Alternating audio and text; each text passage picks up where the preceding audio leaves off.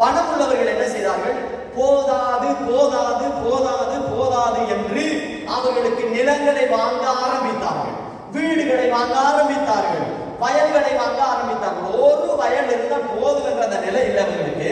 போதாது என்று அநேகத்தை வாங்க ஆரம்பித்தார்கள்.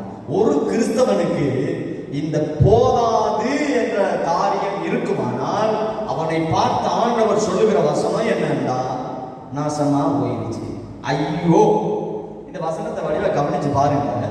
ஏசாயா தீர்க்கதரிசியை கவனித்து பார்த்தால் போதாது என்ற அந்த மனம் எவ்வளவுதான். ஒரு வயல் இருக்குதான ஐயா, ஒரு வயல்ல விளையிற நெல்லை வச்சு நீ நல்லா இரு, ஏன் அடுத்தவனுடைய வயலை வாங்கணும்? இப்ப இதுல இவங்க வயல் வாங்கும் பொழுது, இவர்கள் வீடுகள் நிலங்கள் வாங்கும் பொழுது இவங்க அந்த மனசாட்சியில குத்தல. காரணம் என்ன தெரியுமா?